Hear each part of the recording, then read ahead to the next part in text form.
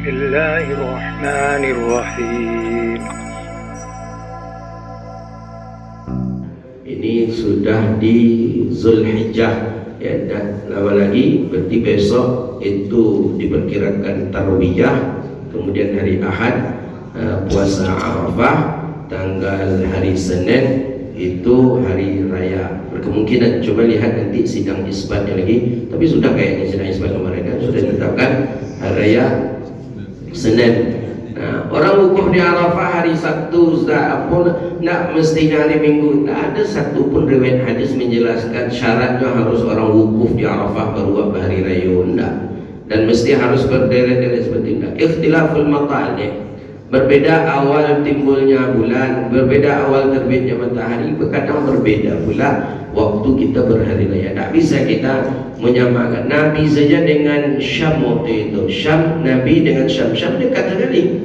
Nabi di Madinah, ya, Syam Madinah dekat sekali. Pernah berbeda Nabi berhari raya dengan orang Syam. Dengan Mesir juga begitu. Pernah Makkah berbeda dengan orang-orang Mesir. Apalagi jauh jaraknya dengan kita di Indonesia. Maka oleh karena itu banyak-banyak bertakbir ya, takbir, tahlil, tahmid, Allahu Akbar, Allahu Akbar, Allahu Akbar.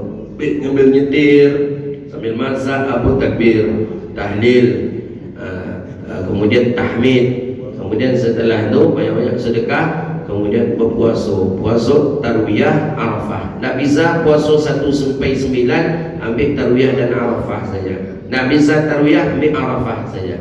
Kata Nabi, man shama yawmal Arafah, siapa yang puasa pada hari Arafah, ahtasibu 'ala Allahi al-kaffirah, Allah akan mengampuni dosa yang setahun yang lalu dan setahun yang akan datang. Nah, bagus sekali kita puasa Arafah tu. Puasa Arafah tu puasa tanggal 9 Zulhijjah. Bukan puasa ketika orang sedang wukuf di Arafah, bukan itu maksudnya. Puasa di tanggal 9 Zulhijjah. Nah, setelah itu kita takbiran ya, setelah berbuka kita membaca takbir, hidupkan malamnya dengan banyak-banyak ibadah. Nabi SAW katakan dalam Musnad Imam Syafi'i itu, di antara waktu yang mustajab itu adalah waktu Aidaini, Lailatul Aidain, 2 malam, malam hari raya ya, hari raya Aidil Fitri dan malam hari raya Aidil Adha. Nah, itu banyak-banyak kita berdoa di malam itu. Nabi menghidupkan. Kemudian disunahkan lagi di pas 10 Zulhijjah itu imsak, menahan. Bukan puasa namanya, menahan. Menahan tu mulai daripada terbit fajar. Seperti orang puasa, nak makan, nak minum. Awak pergi ke masjid, pergi solat subuh. Nah, kalau ingin makan, makan ketika itu. Kalau ingin minum, minum ketika itu. Sampai azan subuh berkumandang. Azan subuh berkumandang, mulai menahan. Nah, sampai kalau menengok hadis, sampai kepada hewan kita disembelih. Nah, itu cuman di kita dia beri ijtihad sampai selesai waktu solat. Dia apa sampai hewan awak kadi sembelih, kadi masak pula jam 2 jam 3 baru ke masak. Kau kena capek pula panitia. Ya kan?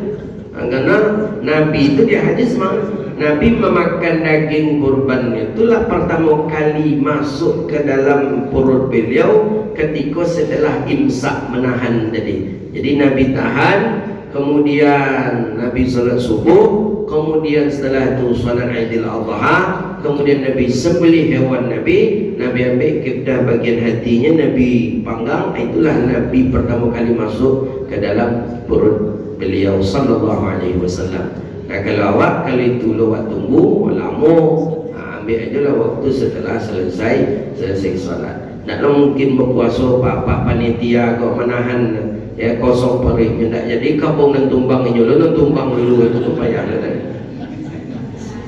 Nah, jadi join tumbang bapak dan tumbang bapak, jadi itulah dia. Nah, ini hari raya Aidil Adha. Hari raya Aidil Adha adalah hari raya akbar, paling besar. Jadi bukan Aidil Fitri. Aidil Fitri itu Aidil Asghar, hari raya kecil begitu dalam syarahan hadis. Yang akbar itu hari raya Aidil Adha. Maka Makanya awak kau letak balik. Makanya jangan sampai hilang tradisi dan sunnah Nabi oleh kita. Jadi kalau begitu apa caranya? Gadangan pula lah hari raya Idul Adha. Buat lo lontong, buat lo lamang, buat lo sate, kau nak ambil sate. Kau nak tiba di hari raya Idul Fitri, toples paisi ke sedai di meja. Sudah tu minum-minuman kaleng kau aduh yo. Sudah tu berbalik baju, siap tu bacat rumah, segala macam. Begadang menyambut hari raya Idul Fitri. Tiba di Idul Adha tidak ada terasa hari raya tu. Berarti awak aku mengumpulkan sunnah Nabi berarti. Buatlah itu besok ibu. Buatlah besok. Baiklah kok mau lontong lah, buatlah lontong. Kok nak biar buat kadang-kadang buat pula syiarkan. Yang lebih gadang hari Idul Adha tu pada Idul Fitri lah. Buat memang tarasu di hari raya.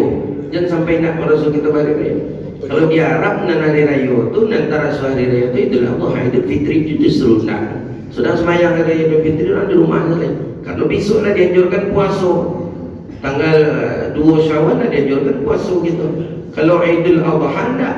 Idul Adha hari itu tak boleh puasa. Besoknya tak boleh juga puasa. Makan terus. Besoknya makan sampai hari yang boleh apa puasa juga.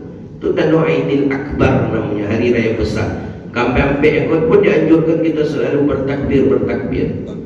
Nah, kadang jangan kita tiba hari raya Idul Fitri mewah.